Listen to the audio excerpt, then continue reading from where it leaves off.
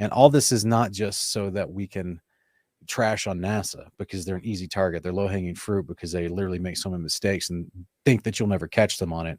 And if you did catch them on it, what are you going to do? You're going to go appeal to your congressman who's just going to say, "Oh, thanks for your call," and then continue to fund them at $22 billion a year, because that's what they do, right? So what do they? Because literally they're they're in on the racket. They understand how taxes work. Yeah. Yeah, money machines go whir. So like it's just it makes no logical sense for us to spend our time putting together this information to try to show you that what we've been told is a lie, just for the sake of trying to catch some views. If you haven't noticed, this channel gets suppressed. It doesn't do views, right? So if you're listening and you're watching right now and you're wondering why are these guys talking about this, it's because we have a creator who told us where we are. And I'm that crazy guy that just wants to believe what was plainly spoken by my creator. Is that so crazy? It's true, though. That is what we are called to do. So when my creator tells me this verse that you have on screen here, right, where it explains who this Artemis character is, which I think, do you still want to cover the Artemis stuff? Yeah, we just got like 2-3 more slides and we're done. Yeah, so my creator tells me that Artemis is someone that perpetrates itself as a false god to deceive and blind the minds of the people. It's a part of the pantheon of Babylon under the control of a rebellious angel. And a rebellious angel was someone that he created in the firmament layers of the heaven above, whom abandoned his initial call, his initial purpose in his creation, and decided to come deceive mankind because he apparently, according to the Wisdom of Solomon, chapter 2, verse 24, it was through his envy of mankind that he decided to try to deceive mankind, right? Why would a rebellious angel who's been created as an immortal being be envious of mankind, WesBlaze? Because we are destined and prophesied and created with the purpose of having a higher authority than him and all his angelic brethren, having a better name and position as a priest over him. That is the promise to mankind throughout all Scripture. And we're promised to be sinless, to be given a new body, resurrected with the law of God written on our hearts, so that we will never be able to fail or transgress his law again. Whereas Satan is not given that promise. The angel Azazel does not have that. And so the Scriptures tell us throughout lots and lots of testimony, throughout thousands of years, many different authors and prophets, that there's a pantheon of gods that have been worshipped by the kings of the earth since the days of the Tower of Babel.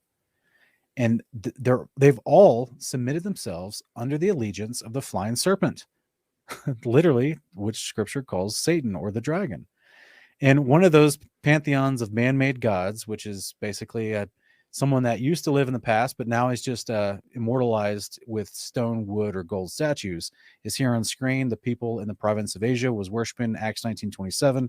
And you can see in here that not only in Ephesus, but nearly in the whole province of Asia, that's Asia Minor, by the way, which is now modern-day Turkey, Paul has persuaded a great number of people to turn away. Woo. Turn away to what? Turn away from Athena worship, turn away from Artemis worship, and turn into worshiping Yahweh, the creator or of heaven. Diana, as she's called in other translations. Also called Diana, that's right. And he says that man-made gods are no gods at all. Paul says man-made gods are no gods at all.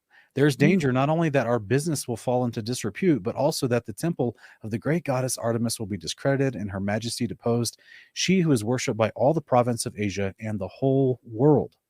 Man, I love to bring up things like this when people want to talk bad about Paul.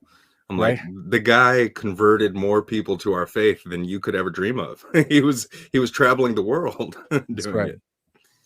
Yeah, he was amazing. And what's fascinating about this, and I love that you've highlighted this passage in this part here, because it not just what we call modern day Turkey, which was used to be called Asia Minor, not just that, but the entire ancient Greek and Roman empires, as well as every nation established around the world that was not worshiping Yahweh. They were worshiping the same pantheon of gods, but they called them different names because they spoke different languages. So therefore, it's a right and correct statement in Acts 19:27 that Artemis is worshipped by the whole world. And this is the same thing that we're seeing put in the forefront in the United States today, the northern, quote unquote, hemisphere, the northern continent of North America that we live in. They're still paying homage to Artemis. And it's literally in the news. They tried to have a new Artemis launch a couple weeks ago, but it failed. They did. They had multiple failures, actually. We're going to look at that next. Yeah, but so the Artemis, Diana, Athena, you said is another name for her? Yeah. Another one that is reinvented and renamed according to different cultures across lots of time span. And this specific goddess was claimed to be the sister wife, right, of Apollo, Yeah. sister and lover. Yeah.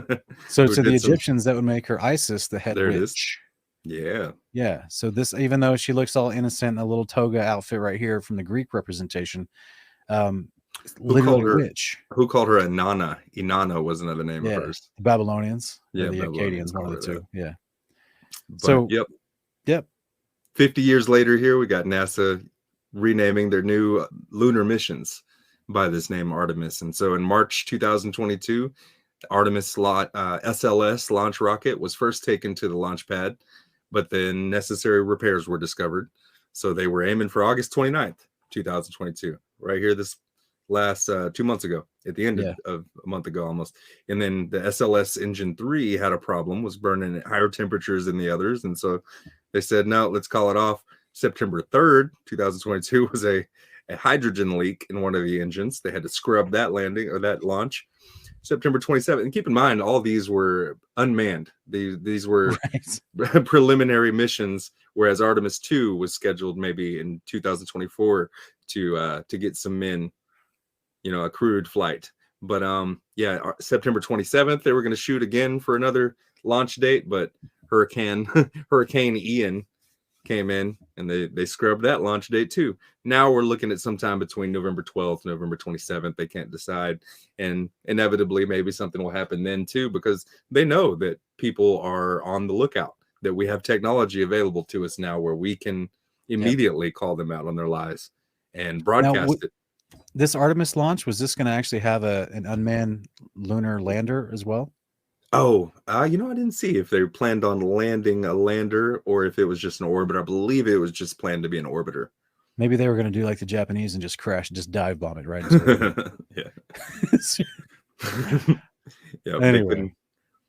They couldn't do it though.